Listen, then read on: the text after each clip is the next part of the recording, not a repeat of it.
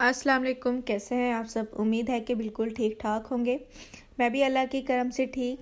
चलें जी, अपनी रेसिपी को करते हैं स्टार्ट। आज मैंने बनाया था रशियन साइलेड, तो मैंने कहा आपके साथ भी शेयर कर लेते हैं। बहुत मज़े का बना था, बहुत ही टेस्टी बना था और बहुत टेस्टफुल था। ठीक है, स्टार्ट करते हैं। पहले मैंने यहाँ ली है फ्रेश मलाई। ये मलाई जो है मैंने 2-3 दिन निकाली थी, तो वो मैंने फ्रेश मलाई यूज़ की है। ठीक है, कोई आप चॉइस पर इसको ले सकते हैं, अगर है तो डाल लीजिए, अगर नहीं है तो क्रीम का यूज़ कर लें। देन मैंने मायोनीज़ ऐड की है। उसके बाद ये मैं इसके अंदर एक क्रीम ऐड कर रही हूँ।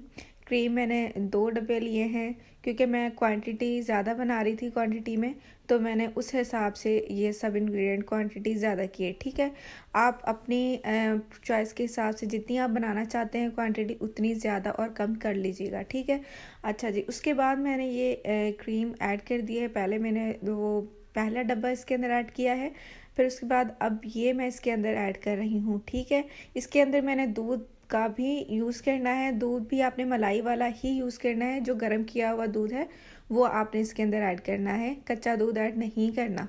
ठीक है, ये देखें जी, बहुत प्यारा सा मिक्सचर इसका बन जाता है, क्योंकि इसके अंदर हर चीज़ बहुत क्रीमी सी है, और जो फ्रेश मलाई मैंने इसके अंदर यूज़ की है वो बहुत ही अच्छा इसको टेस्ट देती है। ठीक है, ये इस तरह से आपने इसको मिक्स कर लेना है अच्छे से, ताकि ये जो गुठलियाँ सी है क्रीम की ये भी ख़त्म हो जाए और फाइन सा इसका टेक्सचर आ जाए। ये देखें जी, ये मैंने ज़्यादा बनाया था, तो इस वजह से ये क्रीम भी ज़्यादा मैं इस्तेमाल कर रही हूँ इसके अंदर।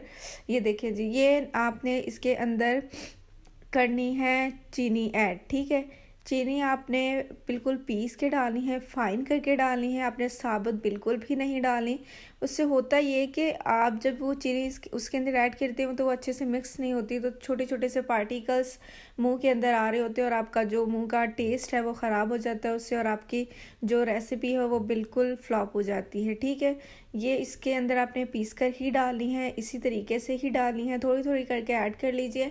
उसके बाद आपने मीठा चेक कर लेना है, मीठा जितना पसंद है उतना डाल लीजिएगा। ठीक है, इसके अंदर देखें जी, मैंने फिर डाले हैं सेब। सेब आपने जो है वो इसी उसके क्यूब के अंदर ही काट के डालने हैं, इसी क्यूब में ही काटने हैं।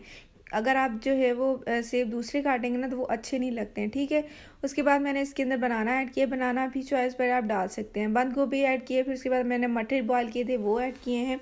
गाजर भी क्यूब में मैंने काट के वो ऐड कर दिए हैं, बॉयल करके। बॉयल डालनी है आपने ये। उसके बाद मैंने पाइनएप्पल, ये देखिए एसएमएस का पाइनएप्पल है, मैं यूज़ करती हूँ, वो मैंने इसके अंदर क्यूब के अंदर करके डाल लिया था। उसके अंदर थोड़े बड़े पीस थे तो मैंने वो भी क्यूब में ही काट लिए, बड़े ज़्यादा अच्छे नहीं लगते। थोड़ा सा मैंने रख लिया है, मैंने कहा एंड में इसको सर्व के वक्त करेंगे। अच्छा, फिर उसके बाद मैंने बादाम जो है वो भी काट लिए थे, वो भी मैंने इसके अंदर ऐड कर लिए हैं। ये किशमिश है, किशमिश भी आप इसके अंदर ऐड कर लें, ये बहुत मज़े का फ्लेवर देती है। ये भी मैंने इसके अंदर ऐड कर लिए, थोड़ी रख ली थी कि सर्व के वक्त डालेंगे। देन मैक्रोनी है, मैक्रोनी बॉयल करके आपने अच्छे से बॉयल कर लेनी है, कच्चा भी बिल्कुल नहीं रहना चाहिए इसमें। ठीक है, ये आपने इसके अंदर ऐड कर लेनी है। फिर मिक्सचर जो हमने क्रीम का बनाया था, अब ये इसके अंदर मिक्स कर देंगे। ठीक है, ये सब चीज़ें जो हैं वो आप ऑप्शनल हैं। अगर आप मटर नहीं डालना चाहते मटर ना डालें, गाजर नहीं डालना चाहते ना डालें, बट इन सब चीज़ों से जो है वो मिक्स जब आप बनाएंगे ना तो बहुत मज़े का, बहुत टेस्टी बनता है। और रशियन सैलेड में जो ये सब सब्जियां और जब फ्रूट मिक्स होते हैं ना तो बहुत ही इसका टेस्ट उम्दा बन जाता है। ठीक है, इसी तरीके से हिला लें, इसको अच्छे से मिक्स कर लें। ये देखिए जी, बहुत ही मज़े का रशियन सैलेड बनकर रेडी हो गया है। अपने प्यारों को सर्व कीजिए, अपने मेहमानों को सर्व कीजिए। इसी के साथ मुझे दीजिए इजाज़त। अपना बहुत सारा ख्याल रखिएगा, अपने प्यारों का ख्याल रखिएगा, और मुझे लाजमी दुआ में याद रखिएगा। टेक केयर, बाय बाय, अल्लाह हाफ़िज़।